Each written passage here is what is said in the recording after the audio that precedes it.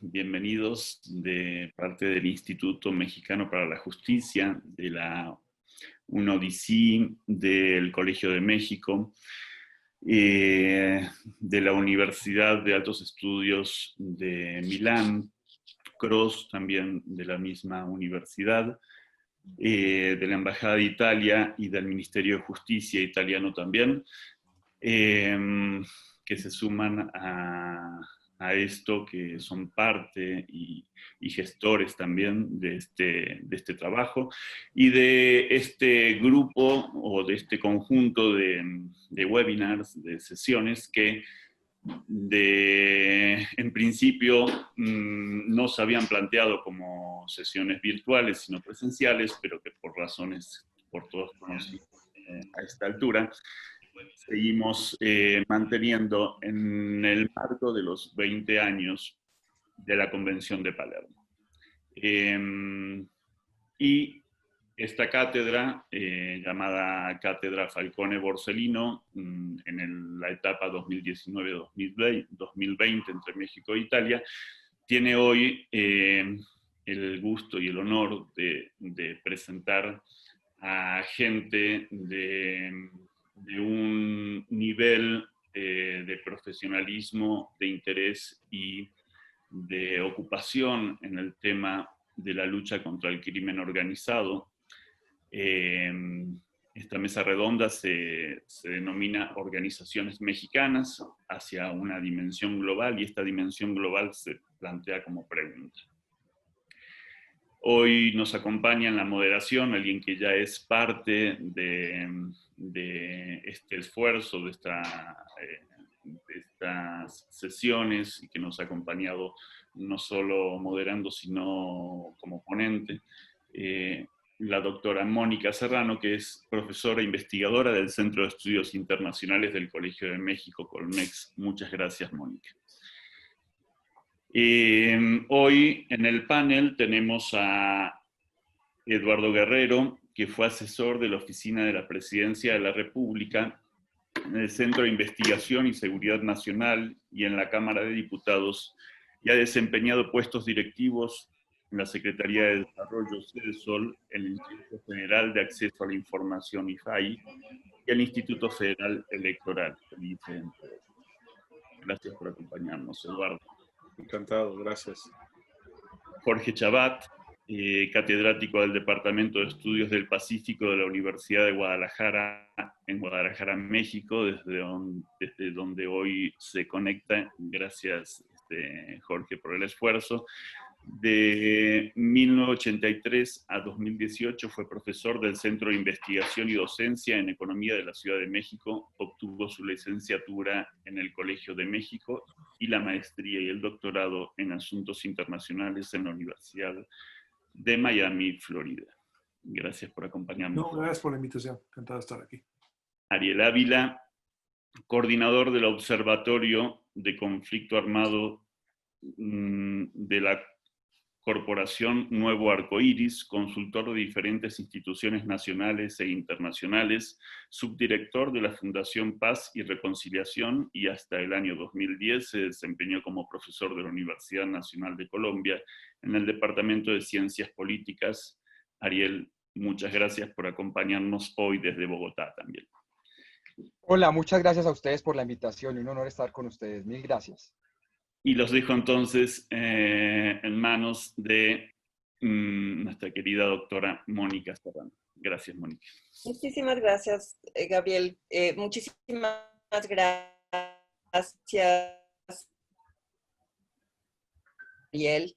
Estoy segura que será una conversación no solo interesante, sino también, creo yo, pertinente a la luz de lo que es de nueva cuenta una culminación por parte del presidente Trump a México, por no decir una advertencia o amenaza con respecto a la necesidad o la urgencia que el presidente Trump ve de detener y contener el tráfico de drogas a Estados Unidos. Entonces, pues yo propondría dividir la discusión en tres segmentos, en tres etapas, y para la primera quisiera básicamente ir de regreso a lo que fue el inicio del crimen organizado, del narcotráfico en México, sin sugerir que son una y la misma categoría. Más adelante vamos a adentrarnos en esa discusión, haciendo un poco de eco a lo que fue el seminario del 4 de septiembre, en donde tuvimos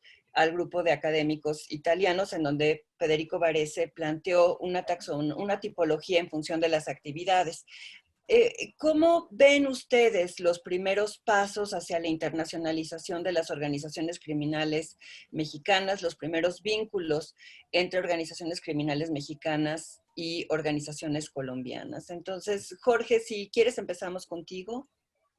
Porque ahora sí que un poco qué, como diría el presidente Cedillo.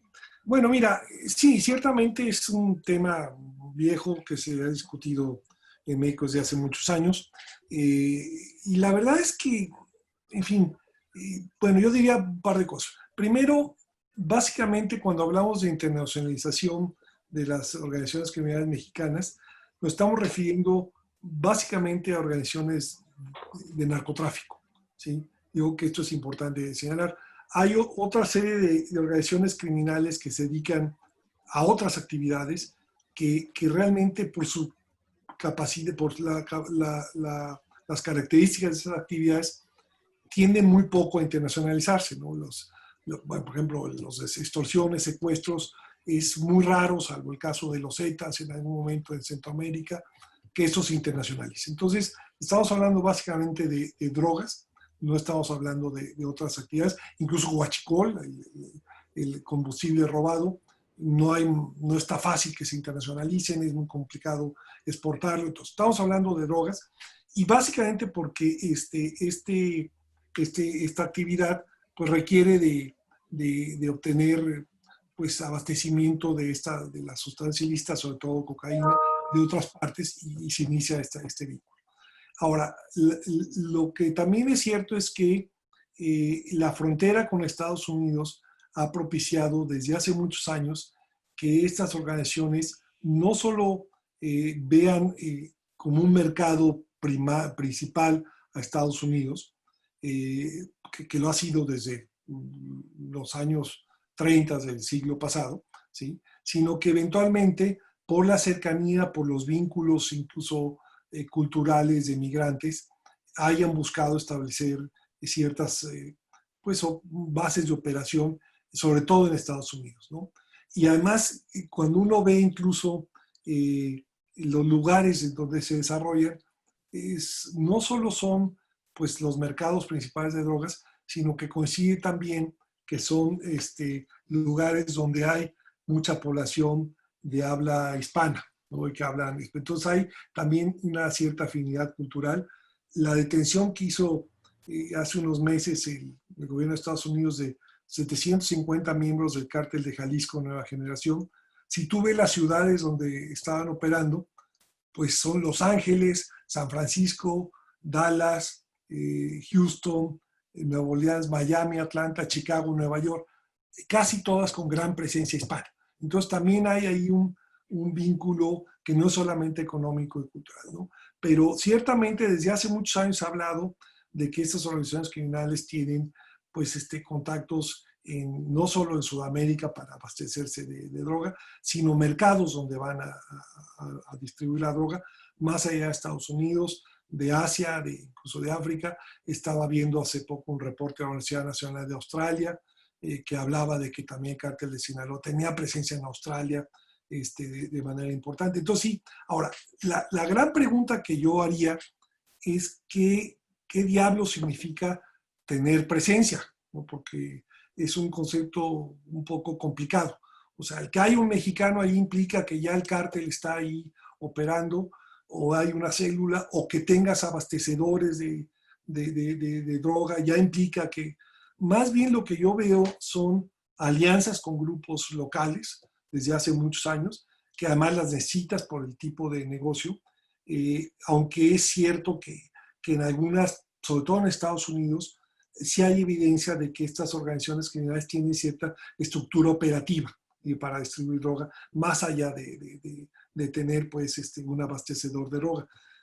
pero es sobre todo en Estados Unidos, lo cual, por cierto, dio pie a que durante muchos años el gobierno mexicano dijera, es que son organizaciones criminales, perdón, el gobierno estadounidense dijera, son organizaciones criminales mexicanas, como si fuera culpa de México. Bueno, pues aunque sean de origen mexicano, están actuando en Estados Unidos, pues ya son estadounidenses. Entonces, yo creo que esa es parte del problema. Es como la mafia en Estados Unidos. La mafia italiana, ¿era italiana o era neoyorquina o era de Chicago? O sea, ¿dónde empieza la caracterización de que sí es de una nacionalidad de otra? Entonces, sí me provoca ciertos problemas este concepto mismo de que las mafias mexicanas se expanden.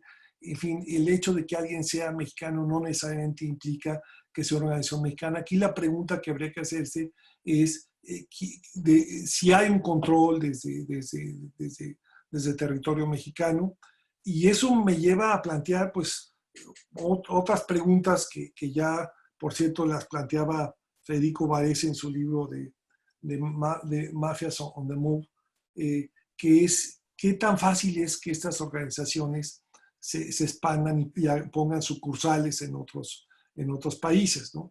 Básicamente por el problema del monitoreo. Yo añadiría el problema de la confianza, además, ¿no? Que es un tema fundamental. No sé si recuerdo un artículo de Leticia Paoli del 2002, que por cierto Varese recupera en su compilación sobre el crimen organizado. Leticia Paoli sugería que el problema de las organizaciones criminales es que pues, se basan mucho en parentescos y en estas relaciones de confianza. Y llega un momento que se te acaban los parientes, ya no hay más. Entonces tienes que empezar a contratar gente. Y es donde empieza, y ella sugería que por eso las organizaciones criminales no pueden crecer demasiado. Entonces yo creo que ahí está un problema también serio. Yo añadiría además, y con esto terminaría esta primera intervención, el tema del cultural, el tema del idioma. Insisto, no es accidental que las organizaciones criminales mexicanas estén en ciudades de Estados Unidos donde hablan español casi todos, ¿no? Entonces yo no me imagino a un narco mexicano en Asia o en África sin tener ningún conocimiento de la cultura o un factor local. Entonces sí hay un tema también ahí cultural que creo que es importante señalar como una limitación para esta expansión.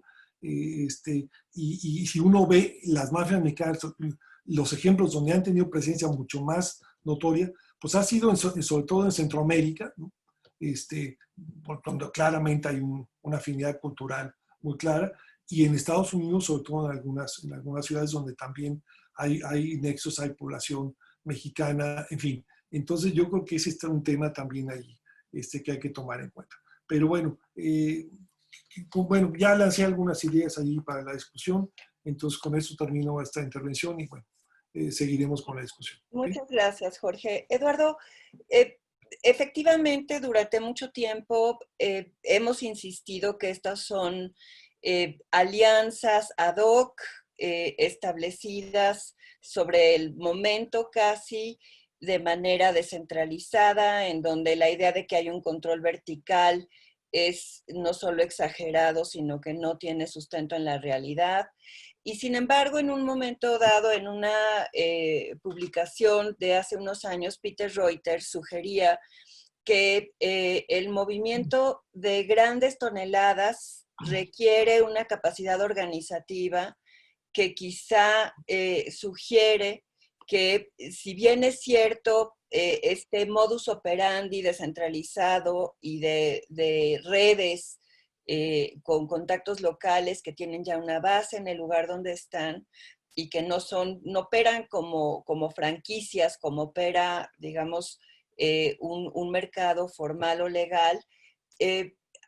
¿Cómo ves tú esta evolución de las organizaciones mexicanas y cómo ves también el impacto de las políticas de control, las políticas represivas como motor, como posible motor de expansión de estas organizaciones o de internacionalización?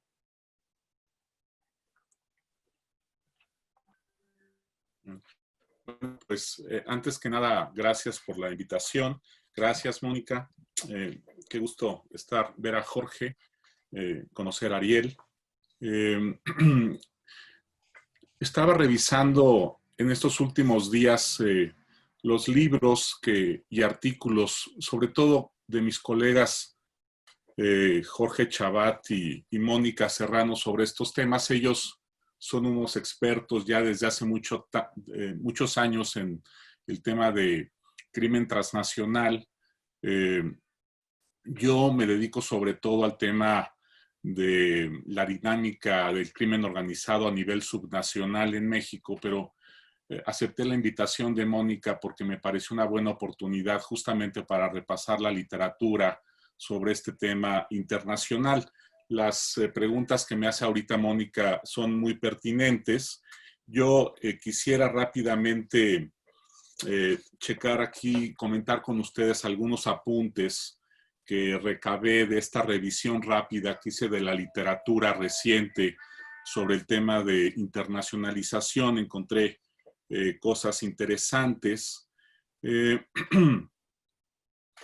Encontré, por ejemplo, que a nivel global, los mercados criminales que actualmente registran una mayor internacionalización son los de Italia, China, Nigeria y México. En el caso de Italia, me encontré estudios de Varese y de Paolo Campana que documentan sucursales de la Camorra en Escocia y los Países Bajos, de 'Ndrangheta, por ejemplo, también en Alemania, en Canadá y Australia. En el caso de China, tenemos las triadas de Hong Kong, las pandillas de Taiwán, las mafias propiamente en territorio chino y las bandas callejeras presentes en las varias Chinatowns de Estados Unidos. También hay presencia de grupos criminales chinos en Macao, Singapur, Malasia, Indonesia, Tailandia, Gran Bretaña y los Países Bajos. Por lo que respecta a las organizaciones criminales de Nigeria, estas parecen ser realmente las únicas que se han globalizado. En realidad, pues se calcula que tienen presencia en 60 países aproximadamente. Las redes criminales de los grupos nigerianos se extienden por Europa, Rusia, el sudeste y el sudoeste asiático, Australia y varios países africanos, en giros tan diversos como la prostitución, el tráfico de drogas, el fraude financiero, el robo de combustible y la piratería. Estos son estudios sobre todo de Peter Schalk y de Phil Williams. Quizás habría que mencionar que el crimen organizado colombiano y ruso, que tuvieron su auge en el ámbito internacional hacia finales del siglo pasado, han ido perdiendo presencia internacional durante las primeras décadas de este siglo. Algo que también me llamó la atención es que hay como una especie de consenso en la literatura reciente de cuáles son los países productores, cuáles son los países intermediarios y cuáles son los países consumidores principales de los servicios y mercancías que distribuye, trafica el crimen organizado. Países productores regularmente están Afganistán, Australia, Canadá, China, Colombia, Japón, México, Marruecos, Países Bajos, Nigeria, Corea del Norte, Corea del Sur, Taiwán, Reino Unido y Estados Unidos. Como países intermediarios, vi un gran exceso en la presencia de Albania, Bélgica, India, Irán, Países Bajos, Nigeria, Pakistán, Tayikistán y Turquía. Y en países consumidores, Australia, Gran Bretaña, Europa en general, Nueva Zelanda y Estados Unidos. En el caso de Gran Bretaña y Estados Unidos, se trata de países que son tanto productores como consumidores de servicios y productos del crimen organizado. Ahora sí, retomo, digamos, después de esta breve panorámica que me encontré, temático. Yo comparto completamente las reservas que crimen organizado de un país en otro país. Yo siento que eso es sujeto de discusión. ¿Sí me escuchan bien? Perdón. Pero creo que sí podemos, por lo pronto, no ser tan rigurosos y un poco seguir, digamos, la discusión como se ha llevado hasta ahorita. De por sí ya es muy difícil encontrar datos sobre estos temas. Si nos ponemos muy rigurosos con el tema de la presencia, pues seguramente tendríamos aún menos material para poder elaborar sobre el tema de la dimensión internacional del crimen organizado. Aquí en México, la ramificación internacional de nuestras organizaciones criminales ha crecido muchísimo en los últimos años, así también como su profesionalización operativa. Actualmente México produce heroína y marihuana, transporta cocaína a Estados Unidos a niveles récord y también se ha diversificado con su involucramiento en la producción de drogas sintéticas. Por cierto, en los últimos 4 años ha habido un boom de una droga que fabricamos también acá, que importamos los precursores de Asia, que es el fentanilo, y que ha cambiado muchísimo el mercado de drogas y de crimen organizado en México, como lo abordaré más adelante. Como México no produce cocaína, nuestros cárteles tienen una relación muy estrecha tanto con las organizaciones peruanas como con las colombianas, que sí lo producen, y también han fortalecido sus nexos con Europa, como lo mencionaré en mi segunda ronda de comentarios. Por lo que respecta a la presencia de los cárteles de la droga mexicanos en Estados Unidos, el informe de inteligencia United States Areas of Influence of Major Mexican Transnational Criminal Organizations, elaborado por la DEA en 2015 y desclasificado en julio de 2018, señala que las organizaciones criminales mexicanas tienen actividades en los 50 estados de Estados Unidos. Dime cómo voy de tiempo, Mónica. No te escucho, perdón. Sigo sin escucharte. Ok. Está con el micrófono apagado. 2 minutos. Perdón, 2 minutos. Rápidamente nomás, para no excederme en mi tiempo, menciono que el cártel del Pacífico, o también llamado de Sinaloa, posee control del tráfico en prácticamente todos los estados, desde Alaska hasta Hawái, según este informe de la DEA, que por cierto, ahí también creo que están muy bien puestas las reservas de Jorge. Creo que muchas veces los informes de la DEA son faltos de rigor y no son explícitos en sus criterios justamente para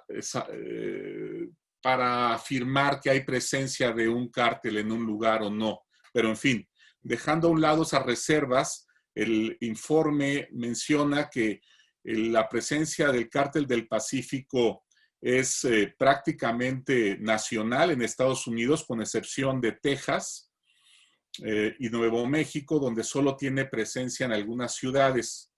La línea y el cártel de Juárez tienen zona de influencia en Nuevo México y en el suroeste de Texas, y las escisiones del cártel del Golfo y escisiones de los Zetas en el sureste de ese estado. El cártel Jalisco Nueva Generación está en varias ciudades de California, Sacramento y San Isidro, en Reno, en el estado de Nevada, en Seattle, Washington, y también en la capital de Estados Unidos, y escisiones de los Caballeros Templarios y la familia michoacana, en particular el grupo criminal de los Moicas de la familia Cázares Zamora, y remanentes de las organizaciones criminales de los Beltrán Leiva, están en ciudades de la costa este como Baltimore, en Maryland, en California, en Las Vegas, Nevada, en Washington y en Oregon. En fin, aquí lo dejaría y después voy con la presencia mexicana en Europa. Gracias.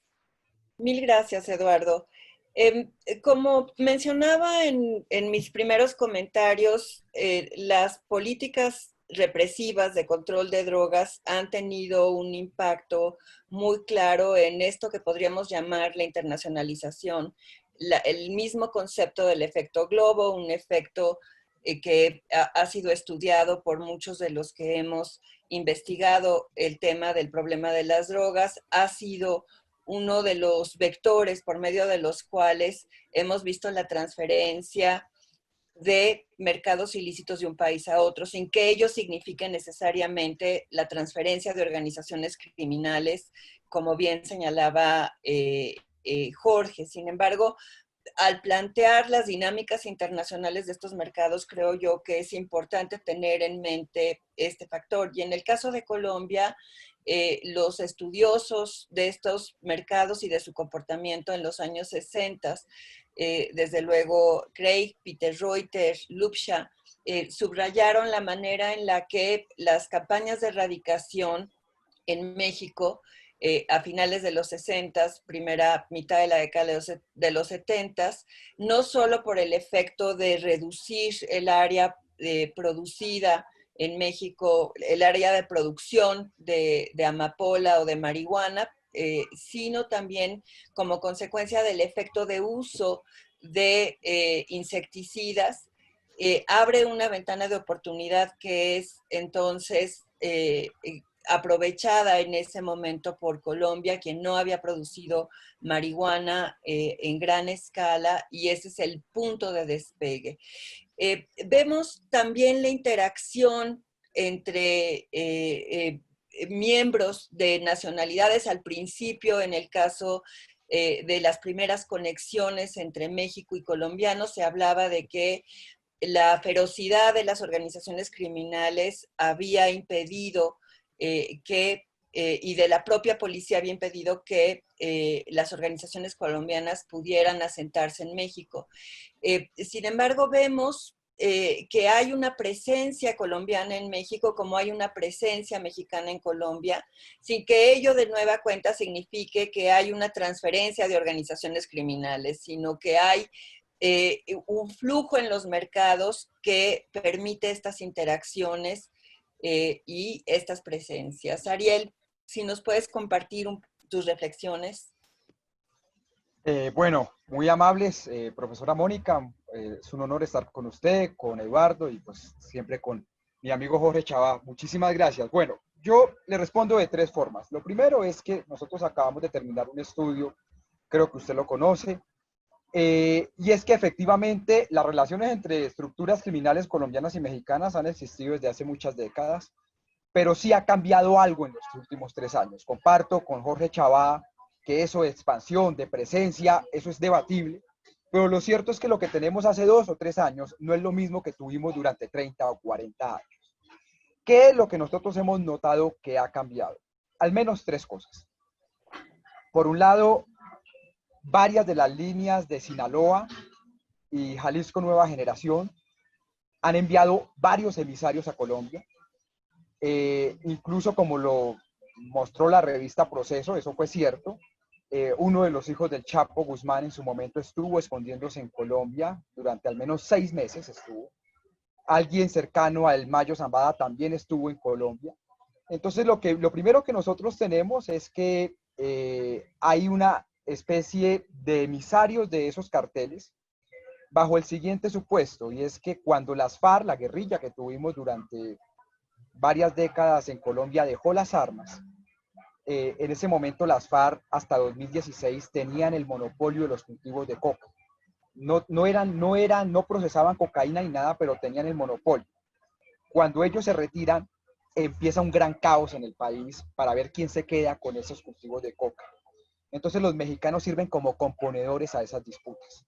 Las reuniones en un municipio que llaman Sonsón, Antioquia, en otro que llaman Bello, entre mexicanos y diferentes organizaciones criminales, digamos, están muy documentadas. 2, además de eso, esos emisarios comenzaron a comprar pasta a base de cocaína y comenzaron a exportar pasta a base de cocaína hacia Honduras, donde allá la procesan y la convierten en cocaína. Es decir, hasta hace 3 años exportaban solo cocaína, ya procesada. Y lo que ahora hemos comenzado a ver es que ya incluso están exportando pasta a base de cocaína para procesarla en Centroamérica.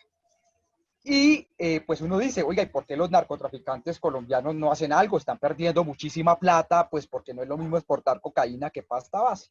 Entonces lo que ellos dicen en el estudio los narcos que nosotros entrevistamos dicen, mire, los mexicanos pagan bien, esos tipos pues se llevan esto, o sea, no hay una gran disputa. Y lo tercero que cambió, que eso es lo que yo creo que es lo más importante, es que digamos, han mandado muchos recursos económicos para lavado de activos. Está a punto de salir una investigación grande sobre cómo Sinaloa ha invertido mucho en Colombia para blanqueo de dinero. Entonces esas tres cosas han cambiado, pero no es que hayan ejércitos, no es que nos hayan invadido, nada de eso, digamos, en eso Jorge Chávez tiene mucha razón, pero eso ha cambiado sustancialmente.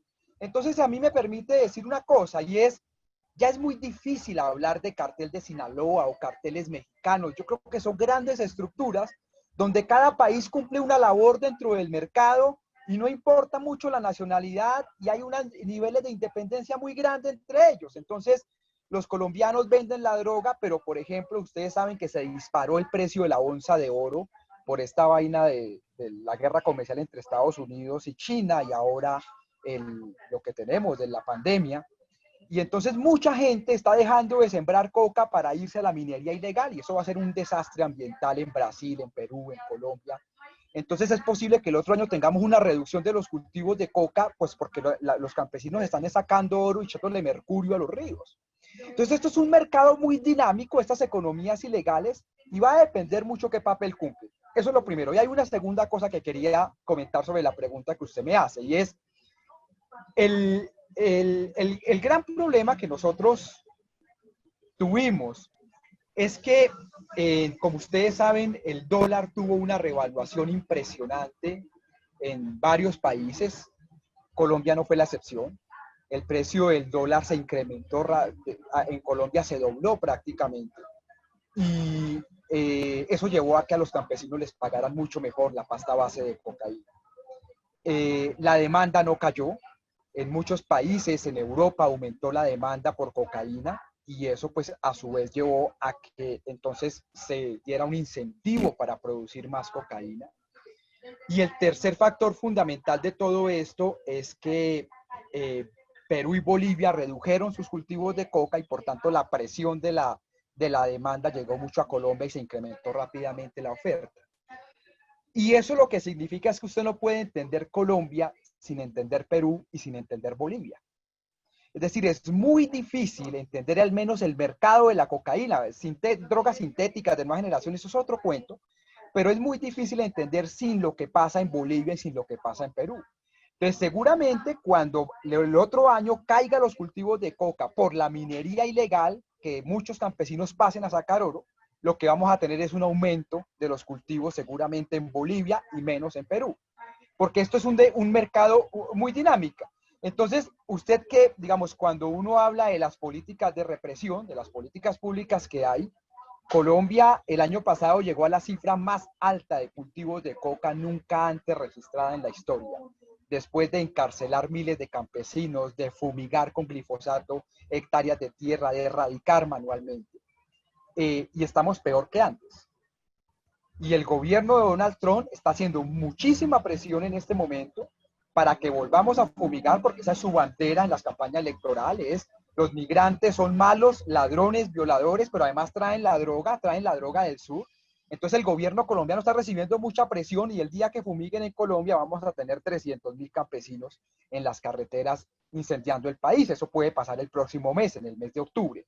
Entonces aquí hay unas dinámicas que puede ser que bajen los cultivos en Colombia, van a aumentar en Perú, van a aumentar en Bolivia, o si se llega a fumigar, esto va a causar una gran desestabilización social. Entonces esto va a variar mucho, pero lo cierto es que las relaciones entre colombianos y mexicanos ha cambiado. Yo por eso me resisto mucho ya a hablar de carteles por nacionalidad. Esto ha variado bastante. Así es. Pensando un poco en voz alta y regresando a Varese, a Federico Varese, él en el seminario del 4 de septiembre ofrece esta tipología para distinguir entre organizaciones con base en sus actividades. Distingue las que se dedican a la producción, los cultivos, las que se dedican al comercio, el tráfico, las que se dedican al gobierno, es decir, a la extorsión y el control del territorio asociadas más a la idea o a la noción de mafia. Sin embargo, al mismo tiempo, él mencionaba cómo en el contexto del Brexit, muy probablemente el Reino Unido dejará un flanco vulnerable para la expansión de la mafia. Y creo yo que pese a alertarnos, tanto él como Leticia Paoli, sobre los límites para la internacionalización, para la expansión de estas organizaciones, la posición de Federico Varese se ha flexibilizado y ha sobre todo puesto el énfasis en el hecho de que esta expansión en buena medida es consecuencia o con frecuencia es consecuencia de la debilidad del sistema de justicia, del sistema de policía, tanto en el interior de los estados como en el caso de el Reino Unido abandonando Europa, bueno, pues queda ese espacio fuera del alcance de muchas de las medidas que los europeos han considerado para atajar el crimen organizado, la orden de extradición casi automática, Eurojust, Europol, y mencionaba esto con cierta preocupación. Quisiera yo en esta tercera ronda pedirles que reflexionaran o que trataran de contestar a lo que son estas tesis de Federico Varese a la luz de la experiencia mexicana y colombiana. Seguimos en el mismo orden, Jorge.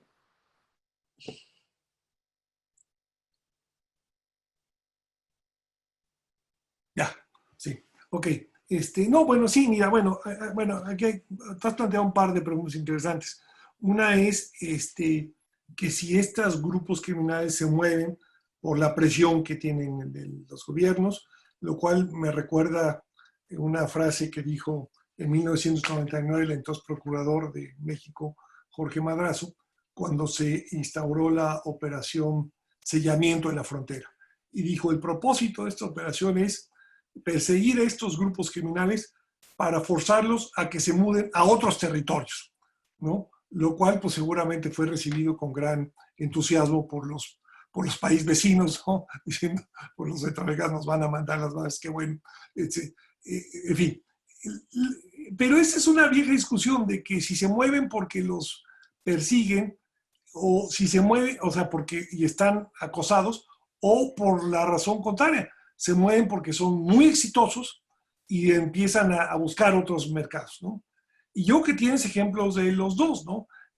Más bien, yo diría del segundo, ¿no? De que son exitosos y empiezan a buscar mercados. Y efectivamente, yo creo que la decisión que hace Varese del tipo de actividad sí es fundamental, ¿no? Es más complicado si tú eres un grupo criminal que se dedica pues a estas labores de extorsión y de funciones de proveer gobernabilidad, moverse a otros territorios. No hay muchos, los ejemplos que da Varese en su libro Mafia son pues más bien de grupos criminales en Italia, ¿no? Que se mueven de una parte a otra de Italia, ¿no? Donde evidentemente pues ayuda el conocimiento de la cultura, el idioma, etcétera, ¿no?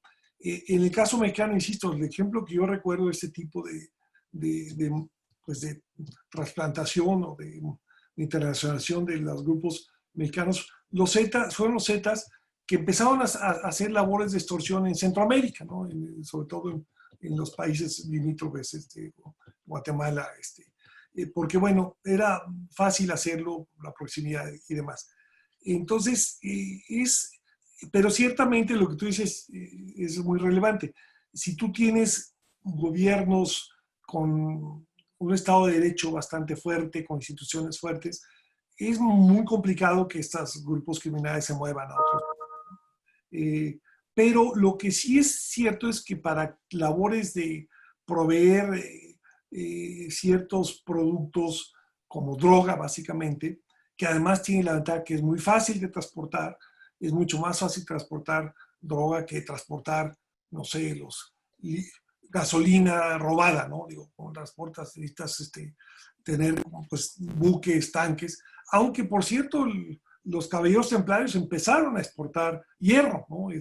Porque controlaban el puerto de Lázaro Cárdenas, ¿no? Entonces también tiene que ver mucho con si tienes control de las rutas de transporte, los carteles mexicanos que se han internacionalizado, básicamente Sinaloa y el cártel de Jalisco, pues tienen el control del litoral del Pacífico y acceso a estos medios de transporte. Entonces, sí te marca mucho el tipo de actividad en la que tú estás haciendo, y lo que hemos visto es que es más fácil internacionalizarse cuando tú te dedicas sobre todo a un producto con alta demanda, con alta rentabilidad y fácil de transportar, como es la droga, ¿no? Que si te dedicas a otro producto, aunque ciertamente hay ejemplos, lo mencionaba Eduardo, de algunas mafias, por ejemplo la mafia nigeriana se dedica a clonación de tarjetas y ves de repente, incluso en México, ves grupos de extranjeros que se especializan en el tipo de robos, en fin, colombianos, venezolanos, no estoy estigmatizando ninguna nacionalidad, que quede claro, no estoy diciendo que todos son, no es cierto. Pero sí, ahora, ¿eso significa que las mafias colombianas se han trasplantado a México? Pues yo coincido con Ariel, la verdad es muy difícil ya hablar de nacionalidades en un mundo tan globalizado. Se empieza a perder ahí el que tú hayas nacido en un país determinado y lleves 10, 20 años viviendo en otro país, pues hace que tú, y además no tengas necesariamente vínculos con tu país de origen, pues borra totalmente esta idea de una mafia de otra nacionalidad, ¿no? ¿Qué es lo que pasa con muchos grupos criminales que actúan en Estados Unidos? Pues son mexicanos, pero no son tampoco, o son medio mexicanos, medio estadounidenses. En fin, empieza a ser complicado esto. La pregunta aquí es si el control de las actividades criminales se tiene en territorio mexicano o en territorio que bueno, puede ser que haya evidencia al respecto, pero insisto, el tema del control es clave. Mientras más te expandes, mientras más te diversificas, es mucho más difícil controlar, porque además empiezas a requerir alianzas con grupos locales, ¿no?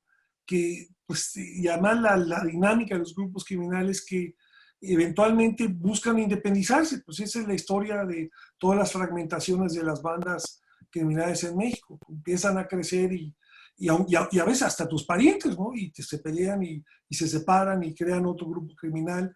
Entonces, yo creo que insisto, esta idea del elemento confianza es fundamental para explicar las actividades criminales.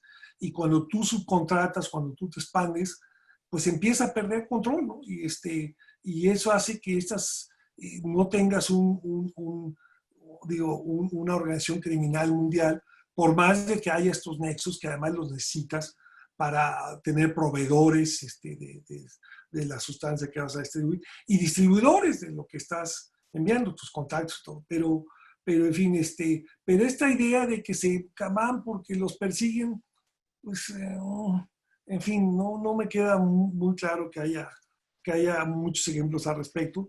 Sí creo que cuando una organización criminal es muy exitosa, busca nuevos mercados, efectivamente, y busca nuevas fuentes de abastecimiento de los productos y hace alianzas. Pero, insisto, hacer alianzas no es lo mismo que tener una base o trasplantar la organización a otro país. Entonces, yo creo que esa distinción insisto, es fundamental. Y claro, lo que pasa es que si tú eres miembro de una organización internacional que se dedica a esto, la ONU o cualquier una de estas, pues siempre es más exitoso decir que estas bandas son internacionales y por lo tanto necesitas más recursos para combatirlas, ¿no? Y es más atractivo hablar de bandas internacionales y de crimen transnacional organizado que de crimen organizado. Suena mejor ser transnacional y que es la crítica que hace Varese en su libro Machos on the Move, que es muy popular.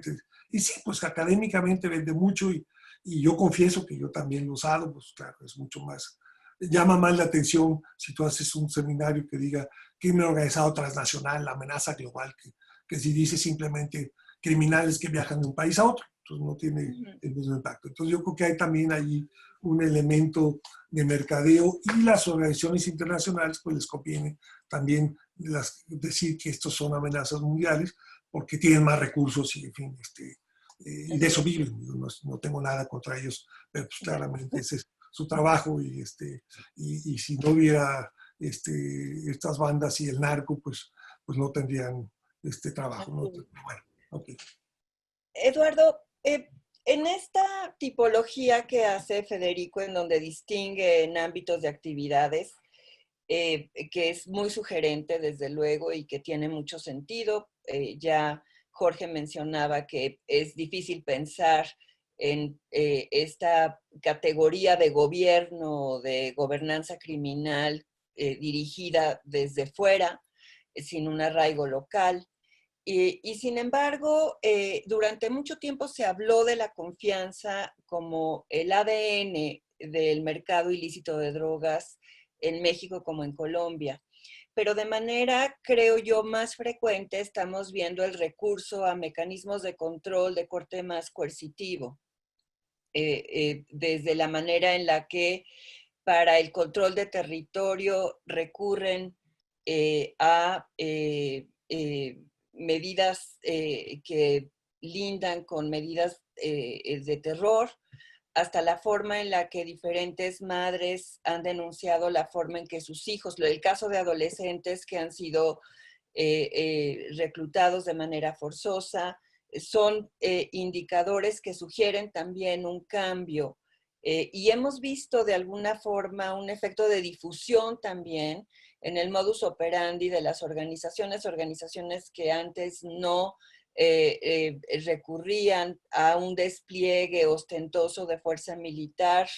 Hoy cada vez vemos con más frecuencia cómo diferentes organizaciones recurren a prácticas, asimilan y hay un efecto casi de difusión, incluido la difusión de muchas de estas actividades que asociamos con eso que Varese denomina el gobierno mafioso o gobernanza criminal.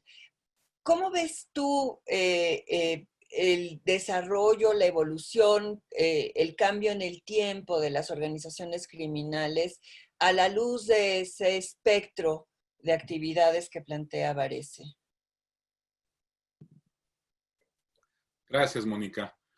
Pues creo que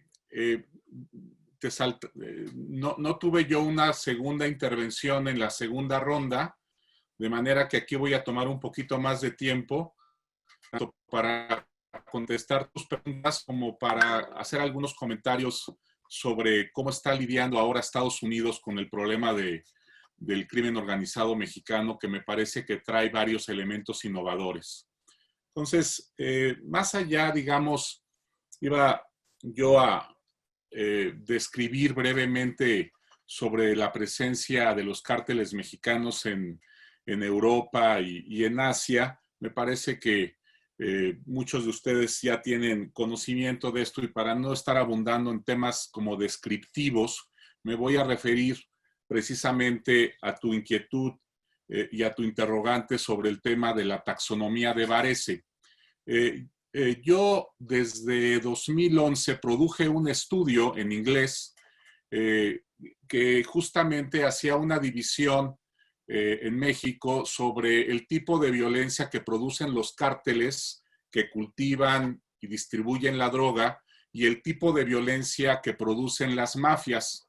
Y justamente este estudio lo cita Varese en su último libro, en este. Aquí Varese menciona mi estudio y justamente dice que yo hago esta distinción entre dos tipos de violencia: la violencia producida por los cárteles y la violencia producida por las mafias. Son dos tipos de violencia muy distintas, como el propio Varese lo menciona en su estudio de la mafia rusa y en el estudio que ustedes han citado sobre mafias que se mudan, que se mueven. Las mafias tienden a ser muy violencia justamente con fines de construcción para ser más eficientes en la extracción de rentas por extorsión. O sea, alguien que quiera ser mafioso exitoso, lo primero que tiene que hacer es adquirir prestigio como un gran productor de violencia, que la gente le tema, que la gente le tenga miedo, justamente para que cuando se presenten a cobrar la cuota, esa persona la pague de inmediato por la intimidación previa y por el miedo que tienen de que lo vayan a asesinar. Esto sucedió en México de manera masiva a partir de, yo diría que de 2010, cuando empieza a haber una fragmentación masiva de los cárteles mexicanos por una política de arrestos indiscriminados en el gobierno de Felipe Calderón, que lanza una ofensiva simultánea sobre todos los cárteles para decapitar sus liderazgos, y eso genera una fragmentación y finalmente una gran dispersión de las células delictivas que se van moviendo del norte del país al centro después y después al sur del país. Y es por eso que México registra también no solamente un gran aumento de la violencia, sino también un gran aumento de la percepción de violencia, porque todos estos eventos mafiosos de violencia se realizan en espacios públicos donde la gente puede presenciar las ejecuciones o donde puede observar cabezas humanas colocadas en las fuentes de los bulevares o de las glorietas de las avenidas más concurridas de ciudades como Guadalajara, Ciudad Juárez, Monterrey, etcétera. Eso tiene que ver con la violencia mafiosa que se da en México en esos años de 2010, 2011, cuando se fundan aproximadamente 200 mafias en el país, en distintos estados. La violencia de los cárteles, que es la violencia que nosotros todavía seguimos experimentando, pero que es, digamos, la violencia originaria antes de la violencia mafiosa, es una violencia mucho más esporádica, diría yo, y mucho más discreta. Y hay un propósito, digamos, racional y de carácter económico por el cual los cárteles tratan de invisibilizar su violencia, y tiene que ver básicamente con la razón de no atraer presencia policial o militar en puntos de la ruta del trasiego, ¿no? Si ellos hubiera grandes eventos muy espectaculares de violencia pública, inmediatamente llaman la atención de los medios que difunden estas noticias, y eso trae presencia policial local, federal y además presencia militar. Y eso es lo que menos quiere un transportador, digamos, un distribuidor de drogas al mayoreo, o que se dirige a la frontera mexicana con Estados Unidos para pasar su droga del otro lado, porque los retenes militares en las carreteras obligan a los productores, que también en México son distribuidores de amapola o de marihuana o de metanfetaminas, a guardar por periodos muy largos su mercancía, con el riesgo de que se eche a perder o que pierdan, digamos, la oportunidad de hacer negocio de manera inmediata. Entonces eso obviamente genera muchísimas pérdidas a los cárteles, y por eso es que son tan cuidadosos en que muchos eventos violentos sean de noche y sean en zonas lejanas a las concentraciones urbanas. Generalmente este tipo de enfrentamientos de los cárteles tienen lugar en suburbios o en zonas rurales, en donde además ellos hacen fosas para ahí colocar los cadáveres y que nadie sepa que hubo un evento de violencia. Entonces, en efecto, sí hay una conducta muy distinta entre un cártel de la droga que transporta droga, en caso mexicano, a la frontera de Estados Unidos, y una mafia que quiere afianzarse en una localidad a cobrar cuota de manera eficiente, ¿no? Por un lado, las mafias, lo repito, tenderán a ser muy públicas y muy espectaculares su violencia, ser secretos con la voluntad de invisibilizar esta violencia. Hasta aquí sobre el tema, digamos, de Varese, de esta distinción. Varese hace una distinción de tres, porque él dice que una cosa es la producción, otra cosa es el comercio y otra cosa es el cobro de cuota o cobro de impuestos, ¿no? En el caso mexicano yo me atrevería a decir que esa distinción no es tan válida porque los grandes cárteles mexicanos no solamente son productores, sino también distribuidores de su propia droga. Entonces, más bien, creo que la distinción está entre el cártel productor y distribuidor y la mafia que cobra cuota o cobra piso, ¿no?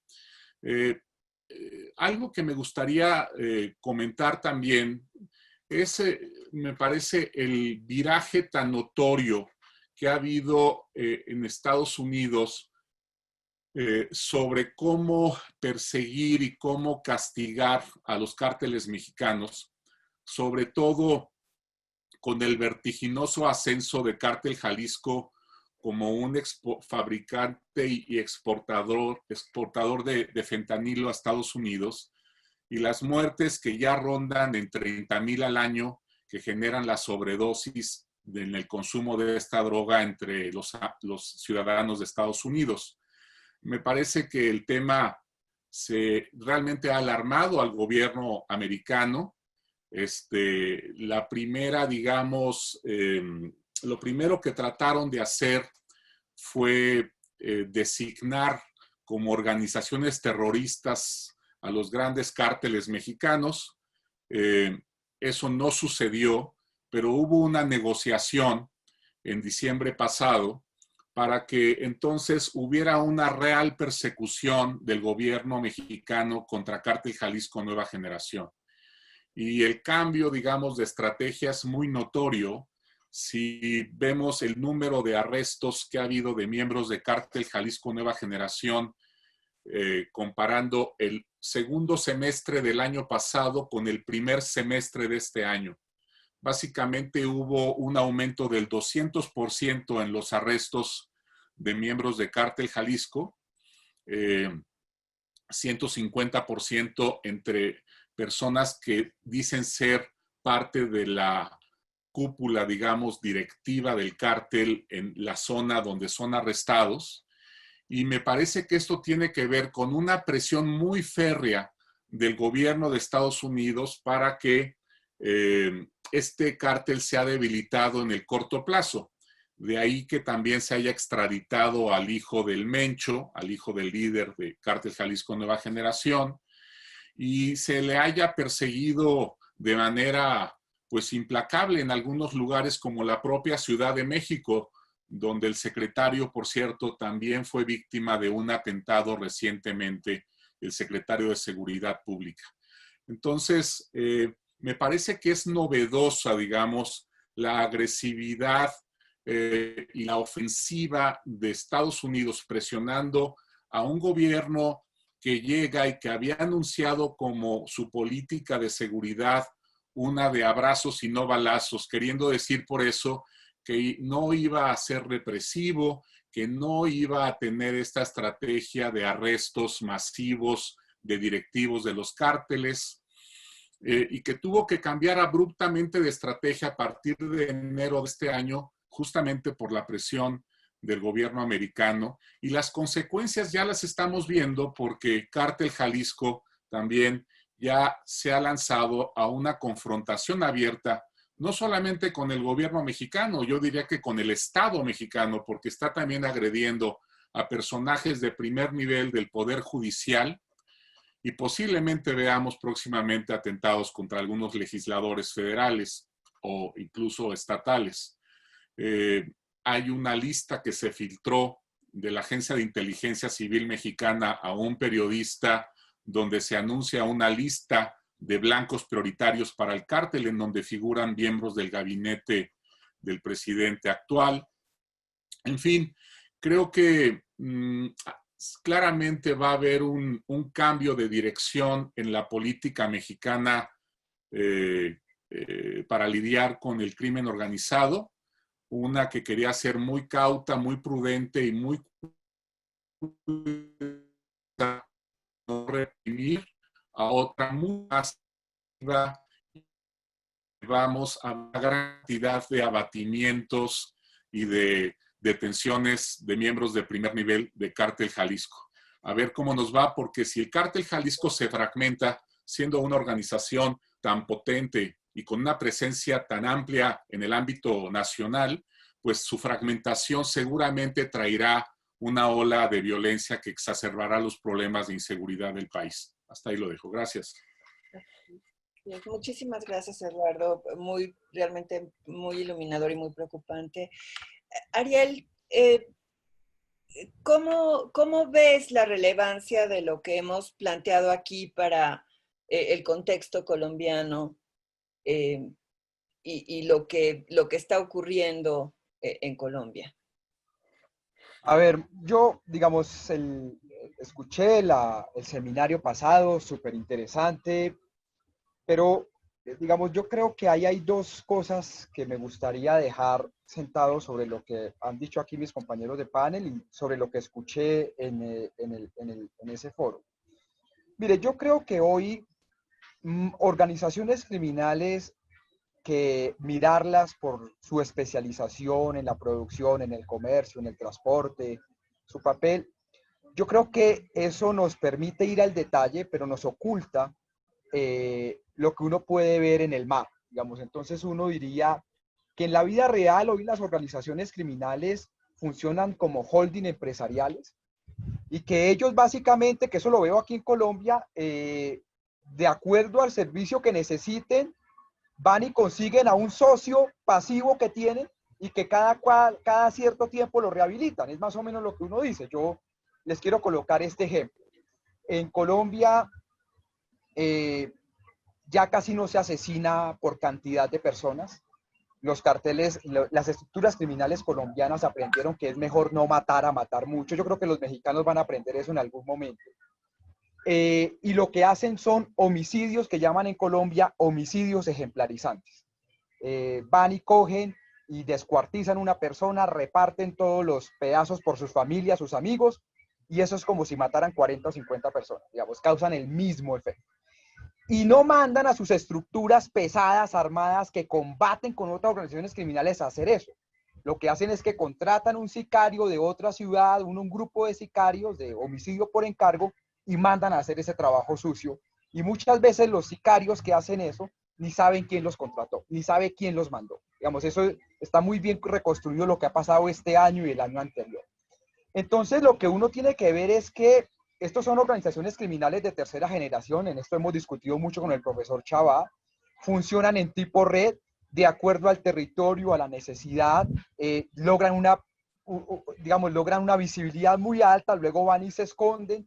Y en general esto funciona más o menos así como no hay nacionalidad, yo creo que tampoco hay una especialización general, hay una especialización a lo micro, y la organización criminal sencillamente va seleccionando qué necesita en qué momento.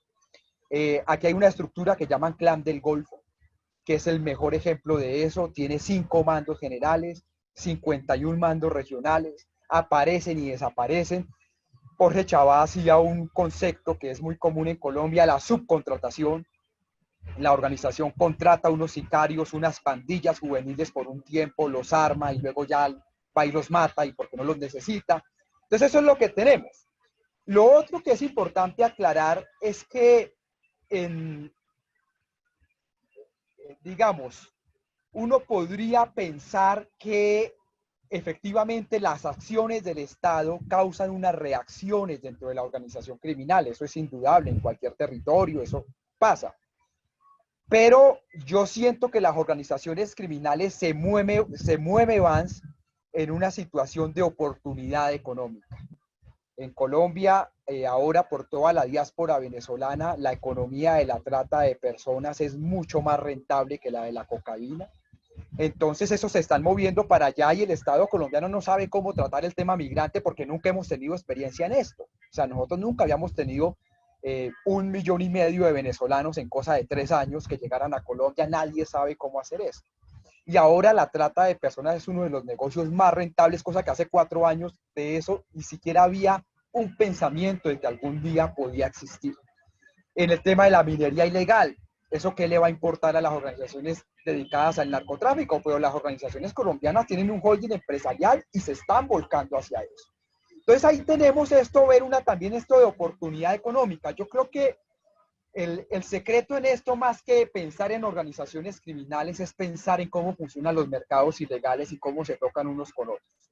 Es como lo que uno podría pensar. Ahora, hay 3 cosas que en esto yo sí quiero llamar la atención para terminar la pregunta que usted me hace, terminar la respuesta. Hay 3 cosas que sería muy interesante ver. Lo primero es que muchas de estas organizaciones criminales, como necesitan el territorio para algo, tienen diferentes tipos de relaciones con el Estado en ese territorio. No, digamos, esto sobre todo se ve en México, en lo federal, pero pues en Colombia, que es un Estado nacional también. Y es que hay unos enclaves autoritarios que ellos van creando, que tienen relaciones con algunos políticos, con algunos miembros de la fuerza pública, militares, policías. En otros territorios sencillamente no lo necesitan. Y esos enclaves autoritarios van subsistiendo en medio de estados nacionales. Y eso es muy claro lo que tenemos acá. Y esos enclaves autoritarios lo tenemos en Colombia, tenemos una tragedia, si ustedes ven el informe de Naciones Unidas, con el asesinato de líderes sociales. Entonces son territorios con muy baja violencia, son territorios con muy bajos niveles de democracia, pero que son relativamente tranquilos, es decir, no está ese efecto de la violencia. Lo segundo que quería comentar sobre su pregunta es que, por tanto, una de las formas de determinar es qué papel cumple una organización criminal dentro de un mercado, pero qué papel cumple esa organización criminal dentro de la construcción de poder local en un territorio, como un todo, como el tema político, el tema económico, legal. Eso nos va a permitir, porque yo tengo la sensación, creo tener la sensación, de que estos grandes ejércitos criminales, como los que vemos hoy de Jalisco Nueva Generación, eso es un momento de la historia, pero es muy difícil que el crimen subsista con aparatos tan pesados, tan costosos, con tanta gente. Ese video que nosotros vemos de unos tanques de gente con armamento de punta, eso en Colombia ya no se ve hace mucho. Pero el mercado ilegal sigue funcionando. O sea, hoy tenemos más hectáreas de coca que en la época de Pablo Escobar, pero ya no vemos los ejércitos de Pablo Escobar porque no son necesarios. Entonces ahí uno viene y uno dice, espere un momento, si esto es así, tenemos más mercado ilegal, pero no tenemos las organizaciones criminales tan pesadas como antes, es porque esto está cambiando y tal vez no estamos viendo dónde está el fenómeno. Y un tercer y último comentario sobre esto. Además de ver el papel de la organización criminal en el mercado, de ver el papel de la organización criminal dentro de la configuración de poder, en todo esto hay un secreto muy grande y yo creo que nos toca empezar a determinar el papel que juega la violencia como mecanismo regulador del mercado. Es decir, claro, ustedes me van a decir, no, pero México no es el caso. Sí, de acuerdo, México es una excepción dramática por toda la cantidad de años que llevamos en este combate entre el crimen y contra el crimen. Pero en Colombia la época de los magnicidios ya pasó, la época de los grandes atentados ya pasó y tal vez ninguna organización criminal piense hoy en hacer algo así porque eso tendría un costo muy alto. Eso en un foro que tuvimos en Puebla, donde estuvo Jorge Chabá también, hablábamos de qué significa domesticar el crimen. O sea, uno no puede aspirar a acabar el crimen, el mercado ilegal, pero uno puede aspirar a domesticarlo, a hacerlo menos violento, etcétera.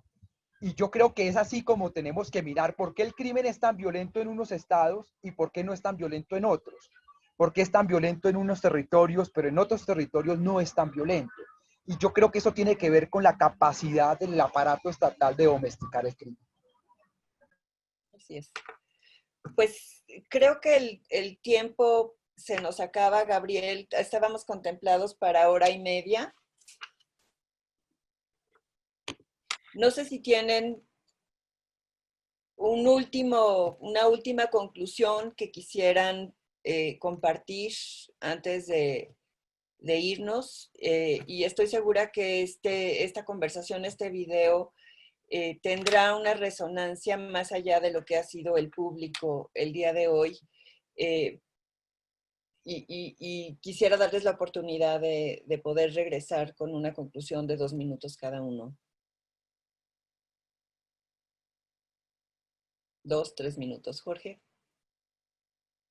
Bueno, que mira, yo creo que este es un tema pues con muchas aristas, como hemos visto.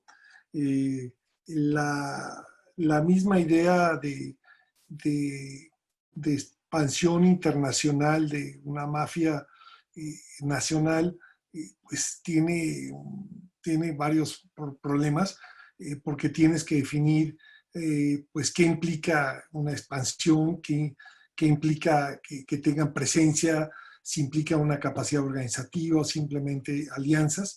Y yo creo que estamos frente a un mundo globalizado en el cual precisamente por eso las nacionalidades empiezan a perder un poco de relevancia, ¿no? Entonces, estamos hablando de mercados globales donde participan individuos que tienen nacionalidades diferentes, algunos de ellos doble nacionalidad o triple nacionalidad, ¿no? Que realmente hace muy difícil ya pensar en mafias con una etiqueta de un país determinado, ¿no? Ciertamente existen grupos criminales que están asentados en territorios, que operan en territorios nacionales muy bien definidos, pero que la verdad pensar en una organización criminal global, pues es más bien, son organizaciones que tienen contactos internacionales por razón de sus actividades, porque buscan mercados donde vender o colocar sus productos, porque buscan mercados que los abastezcan de estos productos, y forzosamente tienen que entrar en contacto con otros países y otras organizaciones. Pero realmente esta misma idea de unas mafias que controlan el mundo y controlan el mercado y que tienen presencia en todas partes, pues no, creo que no tiene mucho sentido, no es así. Y incluso hablar de grupos criminales que porque nacieron sus miembros en un lugar, pero llevan años viviendo en otro país, empieza también a perder sentido. O sea, ya el origen el pasaporte de un criminal pues empieza a ir irrelevante, quiere decir más bien dónde están operando y dónde están actuando. Entonces yo creo que hay que verlo más en esta óptica y quizás repensar mucho esta idea que suena muy atractiva para los medios de información, atrae muchos titulares de que el cártel de Jalisco, el cártel de Sinaloa tienen presencia en todo el mundo, hace sentir muy bien a los mexicanos que en algo por lo menos nos va bien y podemos controlar el mundo, pero en realidad no creo que tenga mucha base científica para plantearlo así. Y yo creo que es un tema que habrá que seguir repensando. Agradezco, Mónica, la convocatoria al Instituto Mexicano para la Justicia, porque nos obliga a pensar en estos temas, y yo creo que da para seguir platicando sobre el tema en el futuro, porque creo que hay muchas aristas ahí que no se han tocado, y pues en fin, espero que continuemos esta conversación en otros ámbitos y en otros foros. Y una vez más, gracias a Gabriel, gracias a Mónica por la convocatoria, y pues estamos en estos temas, y seguiremos pues tratando de averiguar por dónde va este misterioso mundo del crimen organizado que cada vez nos sorprende más. Mil gracias, Jorge. Eduardo, tú has insistido mucho haciendo eco a lo que ya decía Ariel, la necesidad de priorizar a las organizaciones más violentas en esta metáfora de la domesticación del crimen. Y sin embargo, como tú mismo mencionas, bajo el efecto de la presión de Estados Unidos, pareciera que estamos ante dos lógicas que no se comunican bien, que no comulgan entre sí. ¿Cómo ves ese escenario, ese horizonte para México?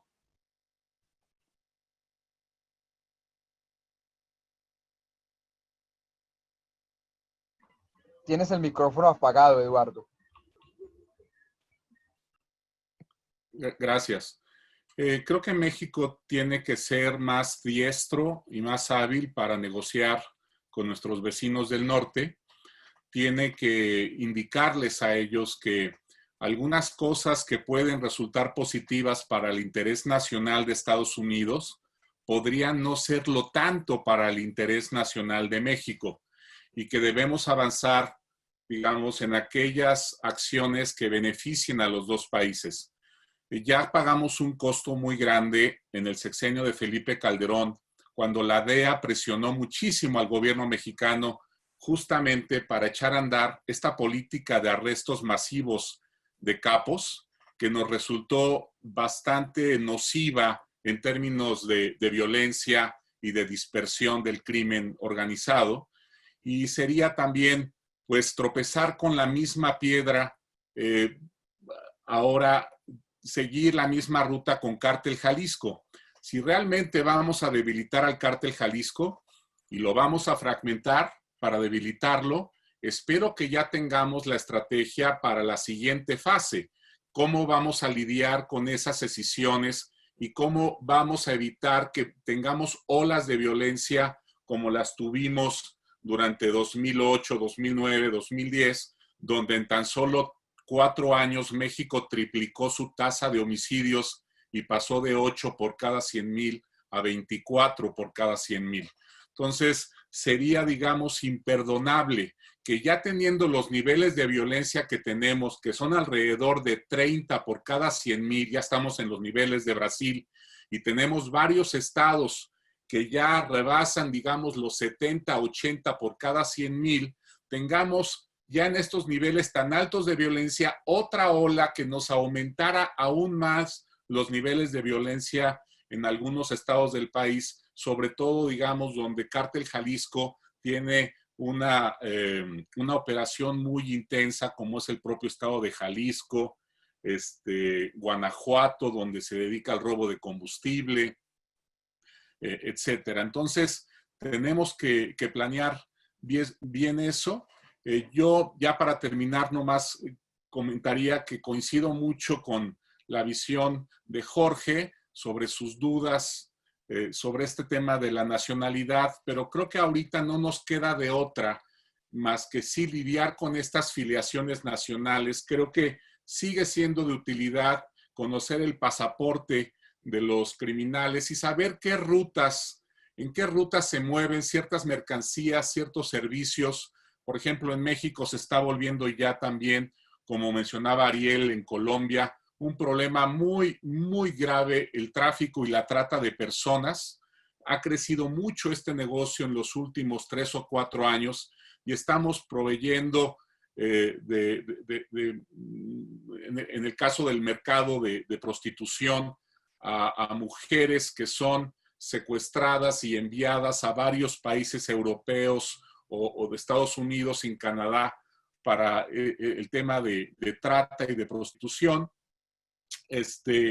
Y bueno, saber que son mexicanos quienes están enviando, quienes las están llevando, etcétera, nos da una clave sobre dónde es, digamos, la localidad de origen donde se están secuestrando o reclutando estas muchachas para llevarlas, ¿no? Entonces, ahorita no veo ninguna alternativa viable, alguna otra taxonomía que nos ayudara a esclarecer más este tema, más que el tema de la nacionalidad o su adscripción, digamos, étnica o de algún estado de la República. Creo que tendremos, digamos, que resignarnos a ese problema en los siguientes años hasta que alguien proponga una metodología más útil. Hasta ahorita no la tenemos, desgraciadamente.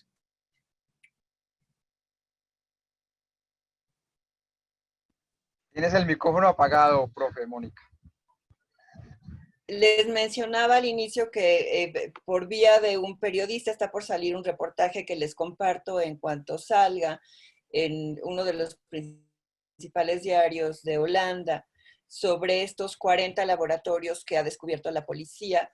Y lo que mencionaban era que a los ciudadanos mexicanos que han sido arrestados, lo que dicen estos ciudadanos es que habían sido reclutados para trabajar como albañiles en obras de construcción y en estas cosas están después sorprendidos por la policía. Ariel, yo me quedé pensando mucho en lo que decías como la condición sine qua non o una de las condiciones básicas para poder domesticar el crimen, para poder tratar de disminuir los umbrales de violencia, y mencionabas la capacidad del Estado, y hay una cierta ironía ahí en la historia de Colombia, en el sentido de que la capacidad del Estado colombiano pues es en buena medida resultado de un Plan Colombia, que es a su vez producto de lógicas de represión de mercados ilícitos que, como tú mismo señalabas, bueno, pues siguen ahí en función de una demanda. Y el espacio para regular es un espacio que se ha reducido en función justamente de la presión que Estados Unidos ha ejercido sobre nuestros países. No sé si pudieras concluir con una brevísima reflexión para cerrar ya este foro sobre esta paradoja de una capacidad estatal que es a su vez producto de políticas represivas. ¿Y qué nos dice con respecto a la democracia, el futuro de la democracia en nuestros países? Lo que Lo cual sería un tema para otro seminario, ¿eh? Claudio, Gabriel. mire, yo diría que le respondería de dos formas. El Estado colombiano tomó la decisión, yo no sé si una decisión acertada o no, de dedicarse a trabajar la reducción de indicadores de violencia.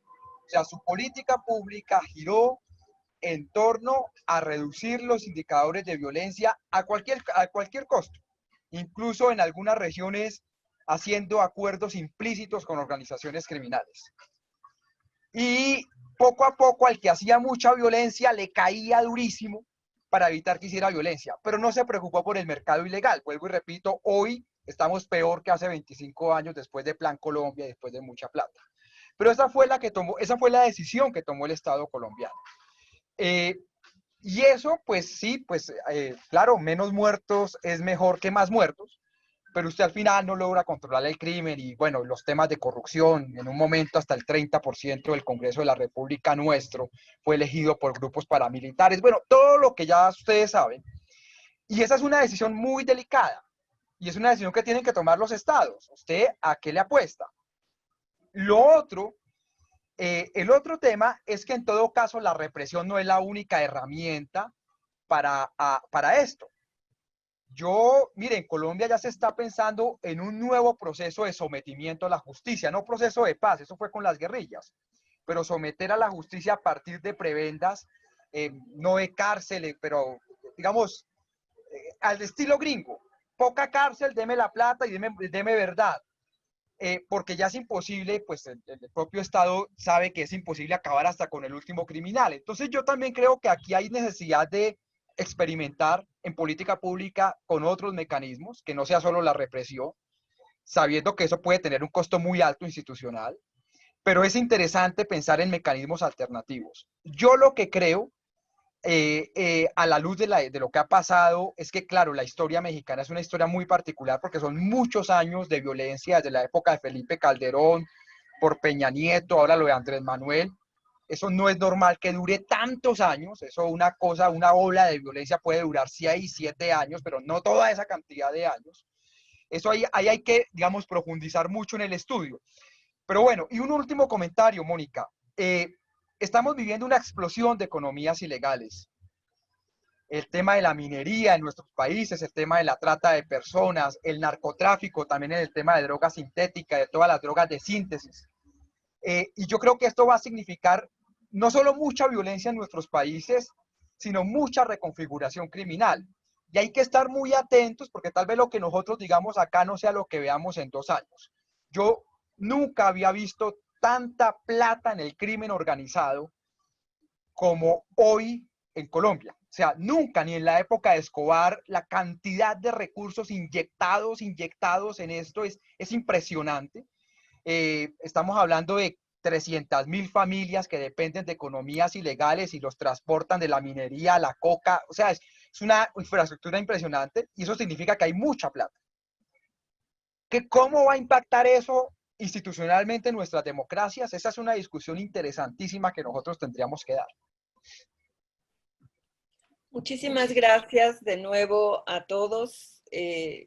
Muchísimas gracias, Gabriel, al Instituto Mexicano para la Justicia, a Claudio, a la Oficina de la ONU para el Control de Drogas y el Delito. Y pues sin más, me despido con un profundísimo agradecimiento y ojalá podamos coincidir de manera presencial pronto. Muchísimas gracias. Sí, gracias. Muchísimas gracias. Muchísimas gracias. Eduardo. Y sí, de parte de Naciones Unidas, en la Oficina contra la Droga y el Delito y del Instituto Mexicano para la Justicia, agradecerles, pero además de manera directa y en público para que esto quede de alguna manera registrado, me gustaría invitarlos a que en tanto esta posibilidad de lo presencial se haga, se concretice, se pueda aterrizar, pues al Instituto Mexicano para la Justicia, Ariel, nos comprometemos a traerte desde Bogotá. El maestro Jorge Chabat también, de más cerquita, pero de todos modos traerlo con nosotros y poder hacer una mesa de discusión donde el público pueda participar. Me han llegado mensajes y preguntas que por una cuestión de tiempo y logística no pudimos responder, pero que estoy seguro que de manera presencial será mucho más dinámico y la podremos aprovechar. Muchas gracias a todos y de verdad el nivel de la discusión de la plática fue muy interesante, muy agradecido. Gracias, Mónica, también. Muchísimas gracias, Gabriel. Gracias. Gracias, hasta luego. Un abrazo a todos.